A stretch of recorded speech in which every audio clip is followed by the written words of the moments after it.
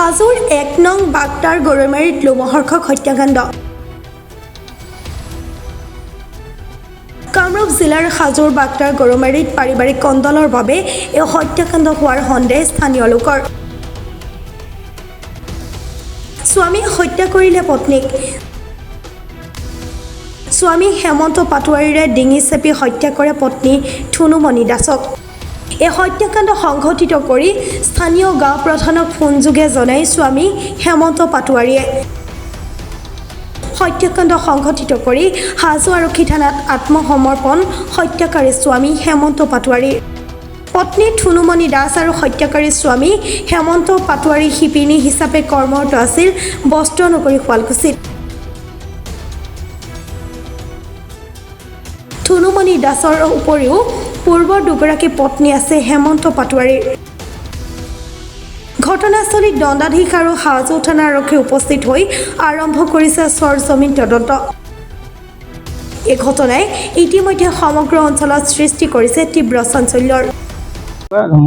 কিবা লাগি মৰা বুলি কৈছে আৰু মোৰ কি হ'ল কেনেকৈ কি লাগিল কৈছে দিব কাজিয়া লাগছিল মই কাজিয়া বুলি মৰে নে কৈছে মই গল চেপি দিছোঁ সেনেকৈ মৰিছে আৰু মোৰ তেজ জ্বলছে নেকি কৈছে না তেজ জ্বলা নহয় তাৰপৰা কৈছে পুলিচ মাত তাৰপৰা মই পুলিচত যাম মই তো পুলিচ নিজে যাম এনেকৈ নিজে যাম।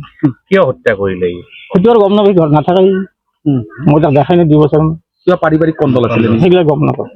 আপোনাক ফোন কৰি কি ক'লে ফোন কৰোঁতে কিন্তু সি সৰু থাকোঁতে মালিকে গম পাই বুলি কৈছে কাজিয়া লাগি থাকে বুলি কৈছে। মাইকীগৰাকীৰ লগত কি কৰে হাল চাল বোৱা নেকি হেমন্ত কি লিখে পাটোৱাৰী এখানি কথা আৰু সি চাৰেণ্ডাৰ কৰিছে পুলিচ চাৰেণ্ডাৰ কৰিছে। এই মাইকীগৰাকী আপোনালোকে দেখিছিল মই দেখাই নাই কেই নম্বৰ আছিলে শুনিয়া মতে গাঁৱৰ মই 3 নম্বৰ বুলি কৈছো। 3 আগৰ দুজনী কি কৰা আছে নাজানো কিন্তু এইগৰাকী 3 নম্বৰ বুলি কৈছে আৰু পাৰিবাৰিক কন্দলৰ কাৰণে মাৰি পেলাইছে সেইটো মই গম নাপাওঁ। আপোনাক ফোন কৰি ক'লে সি কিবা কাজিয়া লাগি থাকে বুলি কৈছে ফল সি থাকোঁতে প্ৰায় কাজিয়া লাগি থাকে মালিকে বোলে গম পায়। আজি কি ক'লে আপোনাক মই মাৰি পেলাইছো নেকি আজি সি প্ৰথমে কাজিয়া লগা বুলি কৈছে প্ৰায় কাজিয়া লাগি পাছত সেনেকৈ মাৰা বুলি কৈছে আৰু আপোনাক কৈছে মই কৈছোঁ কেনেকৈ মৰিল সি বল চেপি দিয়া বুলি বল চেপি মাৰিছে মাৰা বুলি কৈছে। পত্নীগৰাকীৰ নাম কি আছে থুনুমণি দাস নেকি মই চিনি নাপাওঁ কিন্তু আপুনি ইয়াৰে গাঁও প্ৰধান হয় নাম কি আপোনাৰ অনিল পাটোৱাৰী। হাজোৰ পৰা কমলাকান্ত দাসৰ ৰিপৰ্ট প্ৰাটো টাইম ডিজিটেল।